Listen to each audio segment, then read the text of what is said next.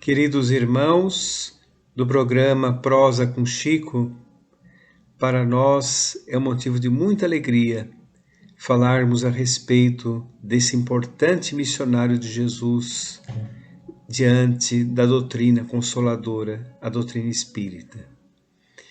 Agradecemos muito o convite do Núcleo Espírita Fraternidade e Amor de Itajubá, na figura do Sr. Lenardi, esta oportunidade. Meu nome é Marco Maiuri, sou aqui de São Paulo e frequentamos o Núcleo Espírita Meditação e Caridade, São Paulo capital. Nós vamos falar a respeito de alguns casos de Chico Xavier. E esses casos, alguns foram vivenciados por mim mesmo, outros nós soubemos através de amigos. Então, por exemplo, era muito difícil acompanhar um missionário. Muitas das vezes, Chico Xavier, nos trabalhos de psicografia, varava a noite afora. Os trabalhos de psicografia aconteciam às segundas, às sextas e aos sábados.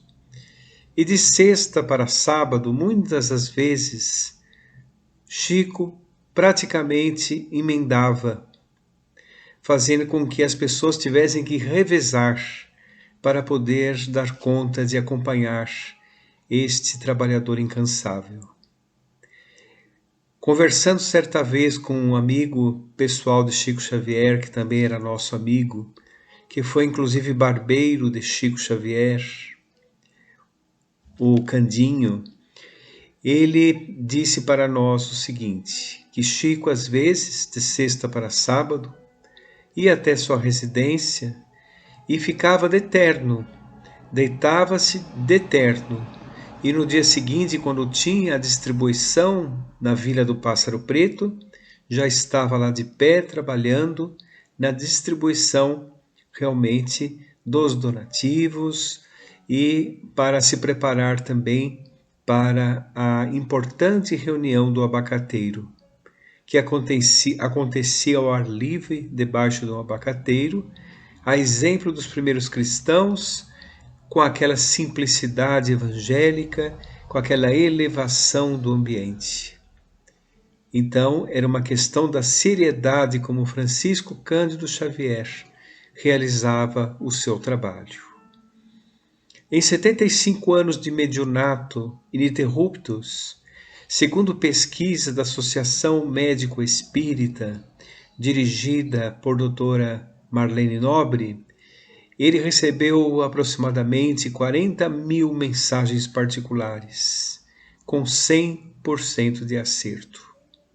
Muitos dos parentes que recebiam as mensagens não conheciam alguns parentes que lá estavam contidos na mensagem. Tiveram que pesquisar, inclusive, em cartórios e foram ver que eram bisavós, tataravós, tias desconhecidas, tios desconhecidos, que somente após a pesquisa cartorial puderam identificar. Então, a tarefa de Chico Xavier vai muito além somente do médium, vai até a comprovação dos postulados principais da doutrina espírita, dentre eles a imortalidade, a mediunidade, assim por diante. Mas em uma dessas mensagens eu gostaria de relatar um pequeno caso que diz assim: certa vez Chico foi visitado por uma família muito abastada. Esta família chegou a Uberaba lá pelos o final dos anos 80, 90, começo dos anos 90, e foi de carro com o motorista. O motorista era amigo da família, era funcionário amigo da família há 40 anos, praticamente um membro da família. E ao chegar lá em Uberaba, algumas pessoas que devem ter conhecido a casa Grupo da Prece em Uberaba, uma casa muito simples, um terreno pequeno, lá iam aproximadamente 1.000, 2.000 pessoas, terra naquela época de chão batido, e pessoas do Brasil inteiro iam visitar esse maravilhoso apóstolo da Boa Nova. E quando chegaram, não conseguiram lugar para estacionar, pedindo ao motorista então que parasse alguns quarteirões e aguardasse no carro. Era por volta de 6 da tarde, 7 da tarde, e disseram ao motorista sim para que ele esperasse no carro, porque provavelmente a reunião ia terminar logo. O motorista ficou lá esperando então, e a reunião terminou às 5 horas da manhã. E terminando a reunião, essas pessoas receberam das mãos do Chico uma mensagem. Eles tiveram perdido um familiar, desencarnado um familiar muito querido, e receberam uma mensagem. E ao receber a mensagem, chegaram no carro um pouco decepcionados, falando para o motorista assim: Chico deve ter se enganado. Esta mensagem não pertence ao meu familiar. Ele me disse que era muito cedo para receber uma mensagem. O familiar havia desencarnado há pouco tempo, mas esta mensagem que recebi não conhecemos, disseram os visitantes. Quando foram ver, era a mãe do motorista.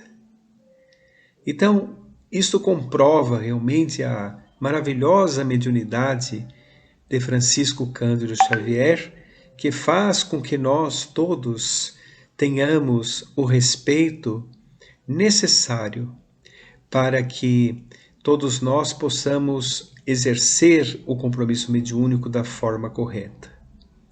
Isso aconteceu por vários exemplos. Conheci, por exemplo, a doutora, a senhora Nena Galves e o senhor Galves, aqui de São Paulo, que quando Francisco Cândido Xavier vinha até a cidade de São Paulo, encontrava-se com o casal Galves e ficava na casa deles.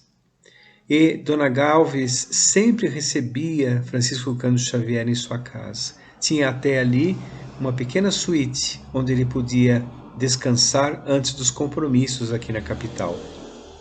Foi inclusive lá que ele ficou nas vésperas do programa Pinga Fogo. O importante marco na história do Espiritismo no Brasil.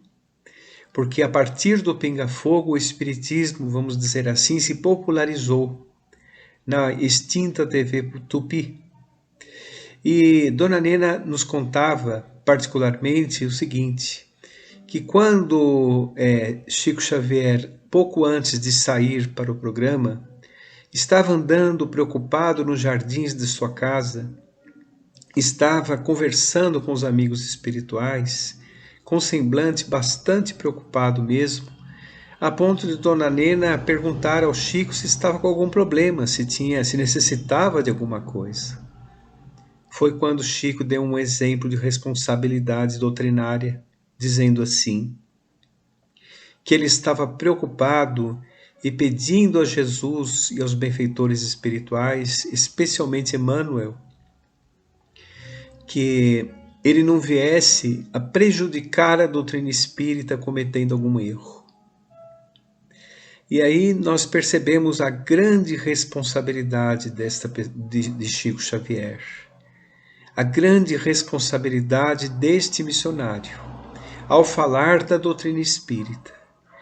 Nós temos que entender com esse exemplo que falar de doutrina espírita é um momento muito importante, que deve ser encarado como Chico encarou, que é tomar todos os cuidados para não falarmos nada que seja desequilibrado, que seja fora dos contextos doutrinários, prejudicando assim a imagem da doutrina espírita.